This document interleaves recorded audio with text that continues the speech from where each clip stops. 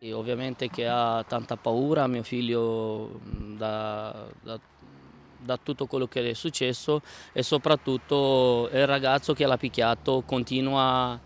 a messaggiare, come che anche ieri sera le ha mandato un messaggio a chiedergli chi di noi è stato a pubblicare sul giornale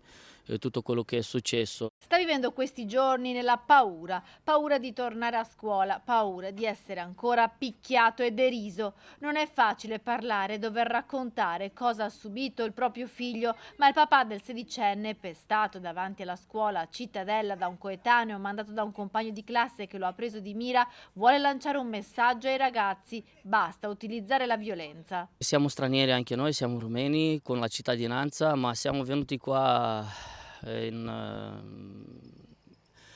per lavorare, per avere i figli educati, per cui sto dicendo questo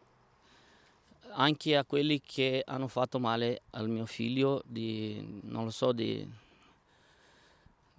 provare a parlare con questi ragazzi qua che non succeda più queste robe qua, perché a farsi avanti e a fare la legge con le proprie mani siamo capaci tutti quanti e nessuno di noi non credo che ha paura, però non è la giustizia, non si fa così, la giustizia lo deve fare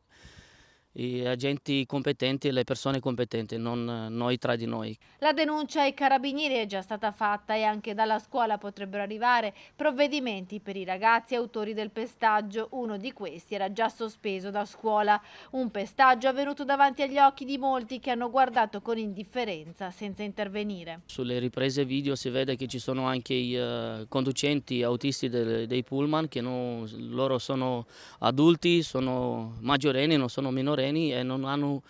intervenuto né loro e neanche i compagni che erano penso